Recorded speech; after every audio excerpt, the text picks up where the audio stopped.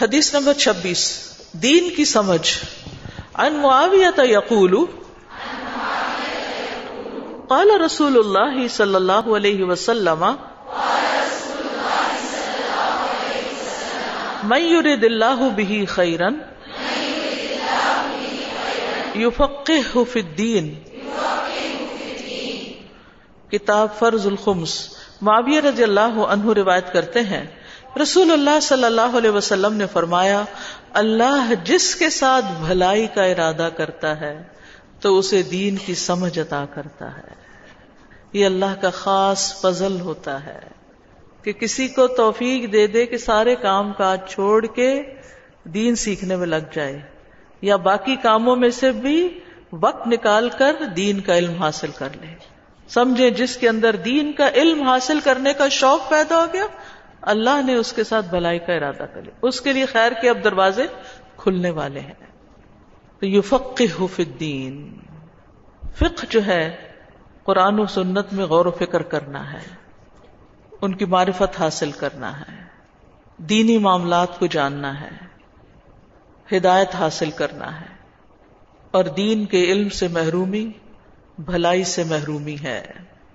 یعنی جو شخص دین میں فقہ حاصل نہیں کرتا, سمجھ بوجھ پیدا نہیں کرتا, اسلام کے اصول اور فروع کو نہیں سیکھتا, وہ بھلائی سے محروم کر دیا گیا.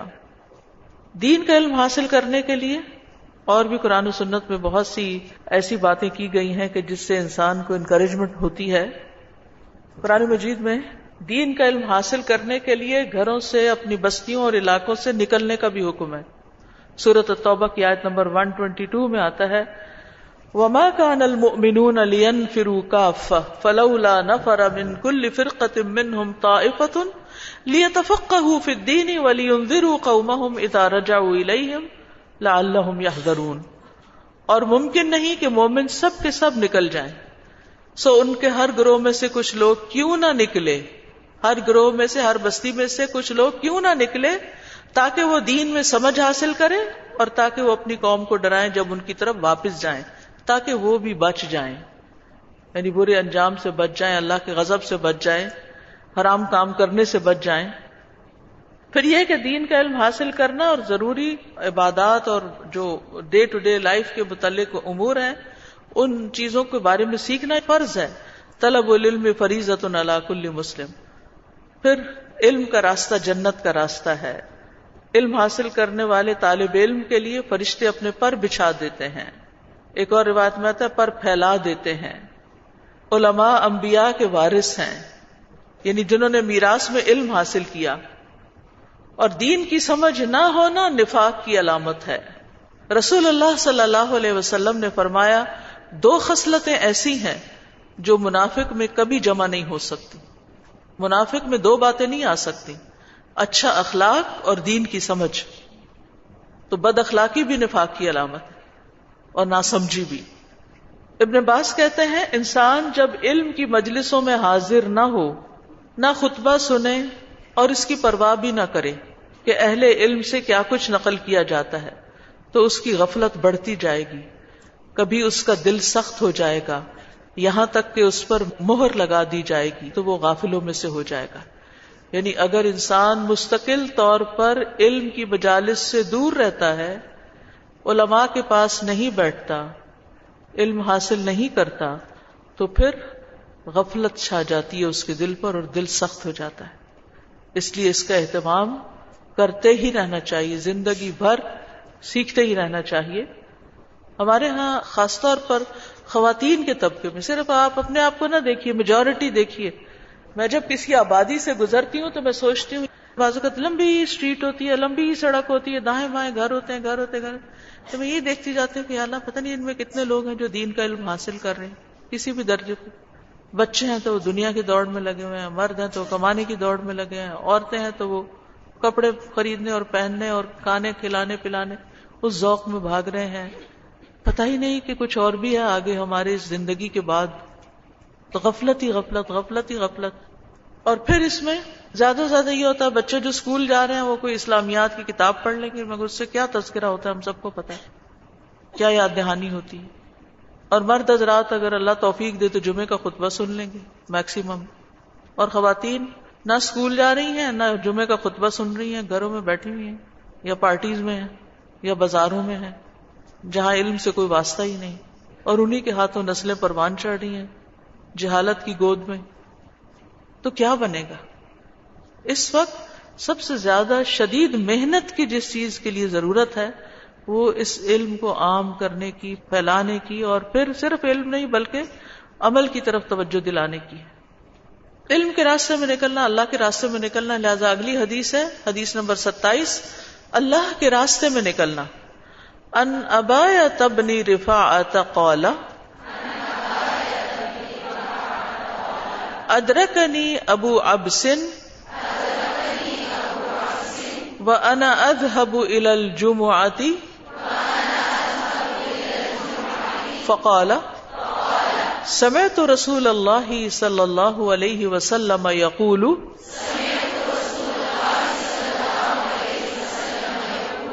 من اغبرت قدماہ فی سبیل اللہ حرمہ اللہ علی النار. ابایا بن رفاعہ رضی اللہ عنہ سے روایت ہے کہ میں جمعہ کے لیے جا رہا تھا اللہ کے راستے میں، کہ ابو ابس جن کا نام عبد الرحمن بن جبر تھا انہوں نے مجھے پا لیا، یعنی راستے میں مل گئے. تو انہوں نے کہا میں نے رسول اللہ صلی اللہ علیہ وسلم کو فرماتے ہوئے سنا ہے جس کے قدم اللہ کی راہ میں غبار آلود ہوئے اللہ اسے آگ پر حرام کر دے گا. اللہ کے راستے میں اگر پاؤں کو مٹی لگ گئی تو ان پاؤں کو پھر آگ نہیں چھوئے گی. تو یہ پاؤں کو مٹی کب لگتی ہے؟ جب انسان خوب چلتا ہے. اور پھر چلنا فی سبیل اللہ. فی سبیل اللہ سے مراد ایسے راستے پہ چلنا، ایسے کام کے لیے چلنا جس میں اللہ کی رضا کی تلاش ہو. کیا ہے؟ ایسے کام کے لیے چلنا جس میں اللہ کی رضا تلاش کی جا رہی. مثلاً آپ یہاں چل کے آئے ہیں، ہو سکتا ہے کوئی لوگ بس سٹاپ تک گئے ہوں پیدل، کچھ گاڑی پہ بیٹھ کے آئے ہوں، کچھ کسی طرح کوئی دوسرے شہر سے آئے ہوں. اگر آپ کی نیت اللہ کی رضا حاصل کرنا تھی تو آپ کا یہ سفر فی سبیل اللہ ہے. اس میں حصول علم کا راستہ، با جماعت نماز پڑھنے کے لیے جانے والا راستہ، حج کے لیے جانے والا راستہ، جہاد کا راستہ، دین سیکھنے اور سکھانے کا راستہ، یہ سارے فی سبیل اللہ ہیں. تو ان لوگوں پر اللہ آگ حرام کر دے گا، یعنی ان کے سارے جسم کو. مراد اس سے کیا کہ اللہ ان کو جنت میں داخل کرے گا. تو اگر کوئی شخص اللہ کے راستے پہ چلتا ہے اور اس کے پاؤں میں مٹی لگ جاتی ہے تو اتنا اجر ہے، کہاں یہ کہ کوئی جان ہی قربان کر دے اور اپنا وقت اور اپنا مال اور اپنا سب کچھ لگا دے تو اس کا کتنا بڑا اجر ہو. لِكُلٍّ دَرَجَاتٌ مِّمَّا عَمِلُوا، ہر ایک کے درجے ہیں اس کے مطابق جو انہوں نے عمل کیے. تو عمومی طور پر اس حدیث میں آگاہ کیا گیا ہے کہ نیکی کے کاموں کے لیے پیدل چل کے جانے کی بڑی فضیلت ہے اور یہ بڑے نفع بخش اعمال میں سے ہے. اور یہ وہ اعمال ہیں جن سے بندہ بلند درجات حتیٰ کہ جنت الفردوس تک کا حقدار ہو جاتا ہے. اور ویسے بھی قدم لکھے جاتے ہیں. انا نحن نحیی الموتى ونکتب ما قدموا وآثارهم، ہم ان کے آثار یعنی پاؤں کے نشان بھی لکھ رہے ہیں کہ نیکی کے لیے کتنے اٹھائے. اس سے پہلے کہ آپ کے لیے چلنا پھرنا دوبر ہو جائے، اللہ نہ کرے گھٹنوں کے امراض کا شکار ہو جائیں یا بڑھاپے کا شکار ہو جائیں، جتنا چل سکتے اللہ کے راستے میں چل لیں، بھاگ دوڑ کر لیں، کیونکہ اس میں ویسے بھی اجر ہے، پاؤں کو مٹی لگنے کا بھی اجر تو اپنی جگہ ہے، قدم قدم لکھا جا رہا ہے. یہ بڑی خوبصورت بات ہے نا. اب جابر بن عبداللہ کہتے ہیں کہ مسجد نبی کے ارد گرد کچھ جگہیں خالی ہوئی. ایک قبیلہ تھا ان کا بنو سلمہ، انہوں نے ارادہ کیا کہ وہ وہاں شفٹ ہو جائیں، مسجد کے قریب آ جائیں، گھر لے لیں. تو رسول اللہ صلی اللہ علیہ وسلم کو یہ بات پہنچی تو آپ نے ان سے کہا مجھے یہ خبر پہنچی ہے کہ تم مسجد کے قریب منتقل ہونا چاہتے ہو. انہوں نے کہا جی ہاں اللہ کے رسول ہم ایسا ہی کرنا چاہتے ہیں. آپ نے فرمایا اے بنو سلمہ اپنے گھروں میں رہو، دیارکم تکتب آثارکم، اپنے جہاں رہ رہے ہو نا وہی رہو، تمہارے قدموں کے نشان لکھے جا رہے ہیں. تو اگر دور سے نماز پڑھنے آتے ہو تو اس کو بھی باعث ثواب سمجھو. اچھا، ہم میں سے بعض لوگ ناسمجھ کیا کہتے ہیں، ایک تو یہ جو آنے جانے میں وقت ضائع ہو جاتا ہے، یہ ہماری عام ٹرمینالوجی، یہ آنے جانے میں بڑا وقت ضائع ہو جاتا ہے. یہ ضائع نہیں ہوتا، اس کو بھی آپ پروڈکٹیو بنا سکتے ہو، اور یہ بھی لکھا جا رہا ہے. اگر آپ پیٹرول خرچ کر کے آ رہے ہیں تو، اور اگر آپ چل کے آ رہے ہیں تو، اور اگر کسی اور کو بھی ساتھ بٹھا کے لا رہے تو، ہر ایک جو ہے وہ اپنا اپنا اجر کما رہا ہے. اور آج کے بعد اس کی ناقدری نہ کریں، ضائع ہونے کا لفظ یہاں سے ہٹا دیں، اور اس وقت کو آپ تسبیحات میں استعمال کریں، اپنی حدیثیں حفظ کرنے میں استعمال کریں، اور اپنے کئی اور کام کر سکتے ہیں. یعنی ضروری نہیں ہوتا کہ ہم اس وقت کو بس صرف باہر لوگوں کے فتنے فساد کو ہی دیکھتے ہوئے گزاریں، کیونکہ گاڑی سے باہر دیکھتے ہیں تو پھر بڑی ناگوار چیزیں بھی دیکھنے کو ملتی ہیں. تو اپنی نگاہوں کی حفاظت بھی بندہ کر سکتا ہے، اور اگر دیکھنا ہی ہے تو عبرت کی نگاہ سے دیکھتے جائیں اور ساتھ اللہ کا ذکر کرتے جائیں. اسی طرح نمازی کے ایک ایک قدم پر اس کے لیے اجر ہوتا ہے جو وہ مسجد کی طرف جاتا ہے. حاجی کے ایک ایک قدم پر، حاجی کا اونٹ کوئی پاؤں نہیں اٹھاتا اور نہ ہاتھ رکھتا ہے، مگر اس کے بدلے اللہ تعالیٰ اس کے لیے نیکی لکھ دیتا ہے، برائی مٹا دیتا ہے اور درجہ بلند کر دیتا ہے. جنت کا راستہ آسان ہو جاتا ہے جو کوئی علم کے راستے پہ چلتا ہے. تو اس لیے چلتے رہیے، یہ سفر کبھی ختم نہ ہو. اگر روز نہیں اب پڑھنے کے لیے جا سکتے، پڑھانے کے لیے، تو کم از کم ہفتے میں ایک دفعہ. صرف اس کو ہی کافی نہ سمجھے کہ گھر میں ہی رکھ لیں کلاس، جانا نہ پڑے. نہیں، نکلیں، جائیں، دروازے کھٹکھٹائیں. اور کچھ نہیں تو یہ پمفلٹ ہی اپنے دائیں بائیں 40 نہیں تو 4 گھروں میں ہی بانٹ دیں، جس سے یعنی اللہ کے راستے میں نکلنا ہوگا. ان کے پوسٹ باکس میں ہی ڈال کے آ جائیں. تو مطلب کئی طریقے ہو سکتے ہیں نیکی کمانے کے. اسی طرح مریض کی عیادت کے لیے نکلنا، 70,000 فرشتے دعائیں بخشش کرتے ہیں. رات کو نکلیں تو صبح تک، اور صبح نکلیں تو رات تک. تو خیر کے کسی کام کے لیے نکلنا پڑے، کسی شخص کے ساتھ جانا پڑے. بعض لوگ ہوتے ہیں نا، ان کو ضرورت ہوتی ہے ہماری، اکیلے نہیں جا سکتے، ان کو پتہ نہیں ہوتا. تو وہ شاید ابن عباس کا قول ہے نا کہ کسی کی حاجت کے لیے اس کے ساتھ جانا میرے نزدیک مسجد نبوی میں 1 ماہ کے اعتکاف سے زیادہ افضل ہے. کہ کوئی ضرورت مند مجھے اپنے ساتھ لے جانا چاہتا ہے. کئی دفعہ ایسا ہوتا ہے نا، کسی کو ہاسپٹل جانا ہے، گھبرایا ہوا ہے، ٹیسٹ ہیں اس کے، اکیلے نہیں جانا چاہتا، آپ ساتھ چلے جائیں. یہ بھی نیکی کے رستے کا سفر ہے. اور مقصد یہ نہ ہو کہ کل یہ بھی میرے ساتھ آئے، مقصد یہ ہو کہ اللہ کی رضا حاصل ہو. میں بڑے عرصے سے اپنے ہسبینڈ کو موٹیویٹ کر رہی تھی کہ وہ احادیث کو بھی دیکھیں، ان کو بھی پڑھیں. ہر وقت قرآن پڑھتے تھے اور بالکل نہیں سنتے تھے اس بات کو. اور کل میں نے ان کو آپ کا پہلا لیکچر جو ہے اس کی ریکارڈنگ سنوائی، اور پھر انہوں نے اس بات کو ریلائز کیا اور کہا کہ اچھا اب میں بخاری بھی پڑھوں گا. اور مجھے اتنی، اور ایک اور چیز کہ وہ آپ کے لیکچر جو دورہ قرآن کے تھے وہ سن رہے تھے. اور اب ہماری شامت ہے کہ کوئی کویسچن وہ پوچھتے ہیں، اور اگر اکارڈنگ ٹو یو نہ ہو وہ، اور آپ کے جواب کے مطابق اور آپ کے بتائے تو وہ بالکل نہیں مانتے. تو بہت الحمدللہ اللہ کا بہت کرم. اللہ تعالیٰ ہمیں صحیح علم عطا کرے. اور استاذہ یہ جو حدیث ابھی ہم نے پڑھی ہے، اس کو ہمیں سب مردوں کے اندر بھی عام کرنا چاہیے کہ جمعے کے لیے جانا بھی آگ سے نجات کا ذریعہ بن سکتا ہے. خاص طور پہ اپنے چھوٹے بچوں کو تو ہم انکریج کر سکتے ہیں نا، کہ جب وہ سستی کرتے ہیں. دیکھیے یہ تو گھر سے نکلنے کی بات ہے نا، گھر کے اندر بھی قدم اٹھانا نیکی کا کام. کسی کو پیاس لگی اٹھ کے پانی لا کے دے دینا، کسی کو کھانا لا کے دے دینا، کسی نے بلایا ہے کسی کام کے لیے، بھاگے دوڑے آنا. اس میں بھی اگر اللہ کی رضا مطلوب ہے تو انشاءاللہ اجر ہی اجر ہے. استاذہ جیسے آج کل ڈسٹینسز اتنے زیادہ ہیں، لاہور میں کہیں جانا ہو تو بغیر گاڑی کے آپ نہیں جا سکتے، تو اس صورت میں ہمارے جو گاڑی کے ٹائرز کو جو گرد لگتی ہے، اس کا جو میٹر گھومتا ہے نا، جی وہ بھی اس میں آ جاتا ہے، وہ کاؤنٹ ہو رہا ہے انشاءاللہ. اچھا استاذہ دوسری چیز، ہمارے جو مرد نکلتے ہیں گھر سے کمانے کے لیے نکلتے ہیں، فیملی کو جی رزق حلال کمانے کے لیے نکلتے ہیں، وہ بھی اللہ کے راستے میں ہی ہوتے ہیں.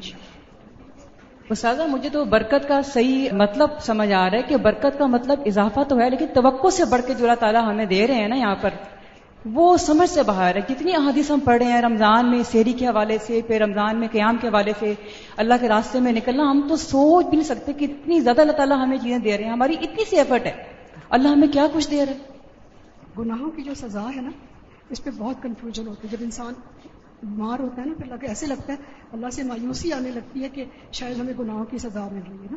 تو استغفار کرنی چاہیے، مایوس ہونے کی بجائے بھی دل مطمئن نہیں ہوتا.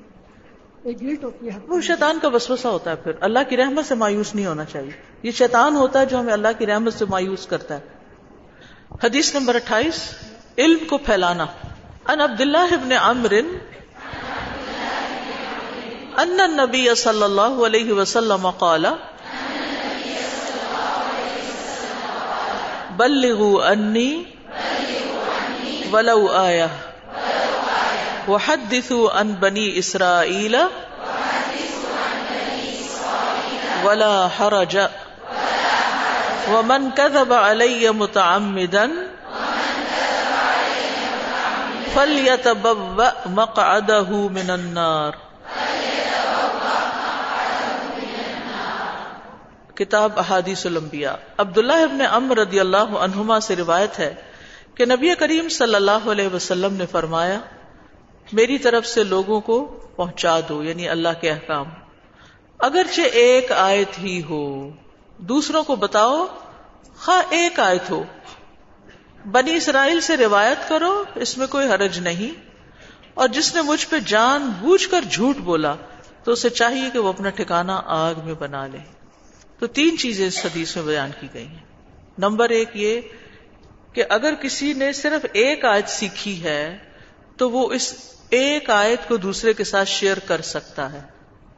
کس کس کو قل هو اللہ احد آتی ہے؟ تو یہ تو آپ کسی کو سکھا ہی سکتے ہیں نا، سکھا سکتے ہیں نا. تو اس حدیث پہ عمل ہو جائے گا کہ بلغوا انی ولو آیہ. صحابہ نے اس پر عمل کیا تو آج دین ہم تک پہنچا. ٹھیک ہے نا.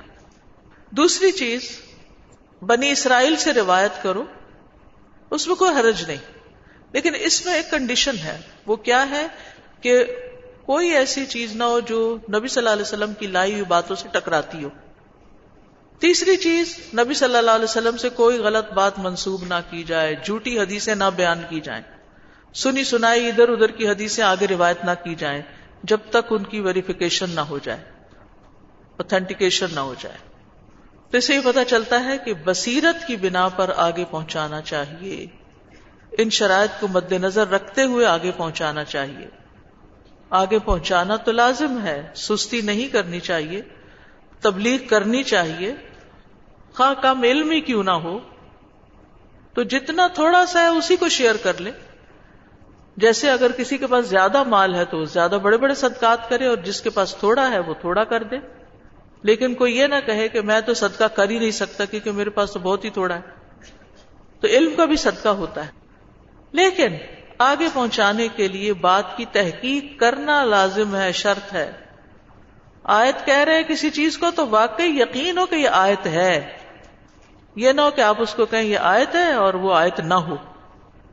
کیونکہ اللہ سبحانہ تعالیٰ نے نبی صلی اللہ علیہ وسلم کو فرمایا قل هذه سبیلی ادعو الی اللہ علی بصیرۃ انا ومن اتبعنی، کہہ دیجئے یہی میرا راستہ ہے، میں اللہ کی طرف بلاتا ہوں پوری بصیرت کے ساتھ، میں بھی اور جنہوں نے میری پیروی کی. تو ہم سب کس کی پیروی کرنے والے ہیں؟ رسول اللہ صلی اللہ علیہ وسلم.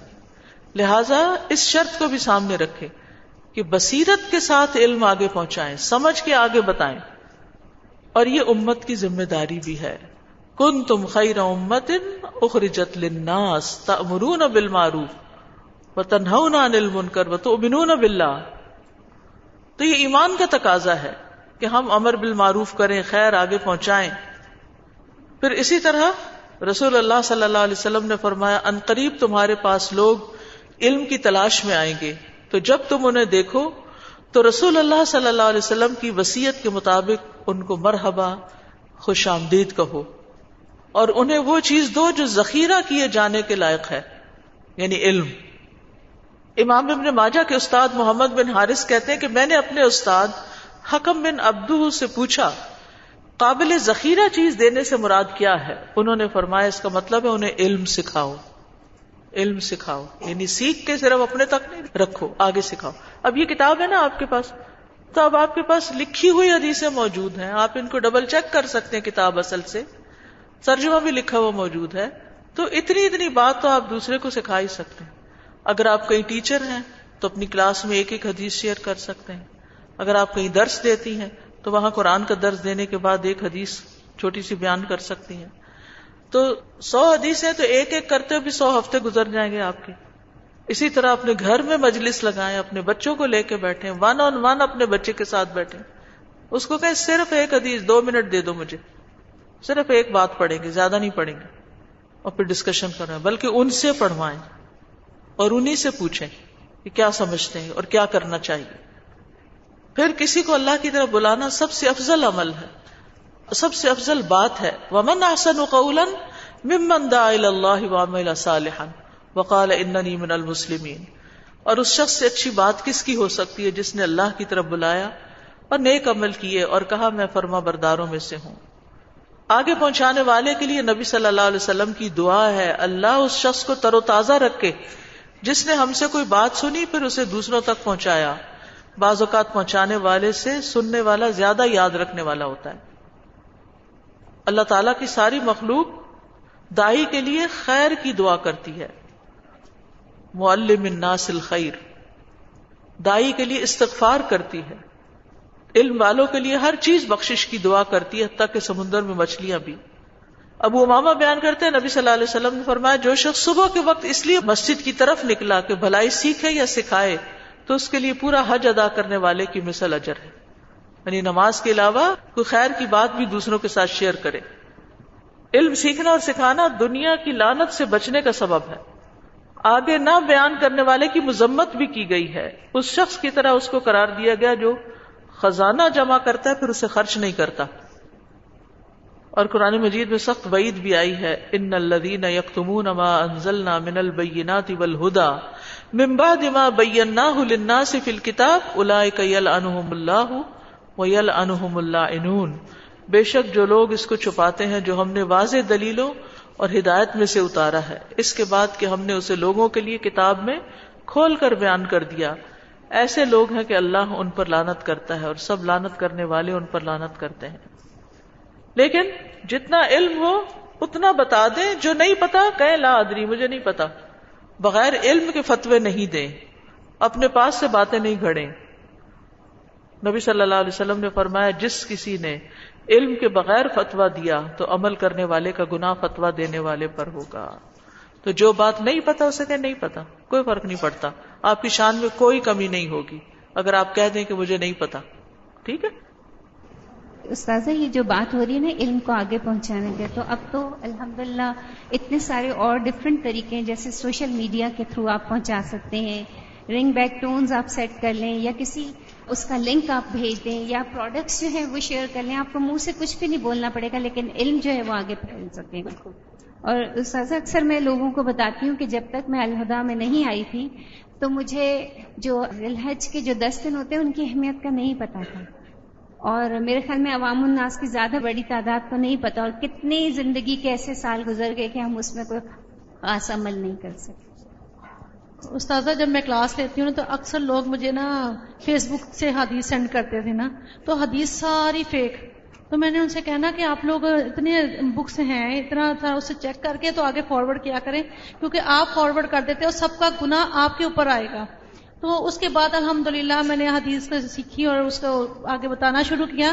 لیکن مجھے ایک کمی یہاں پہ لاہور میں جو محسوس ہو رہی ہے کہ ہمارے لیے احادیث کے لیے کوئی پراپر کلاس نہیں, سارا کچھ نہیں ہے.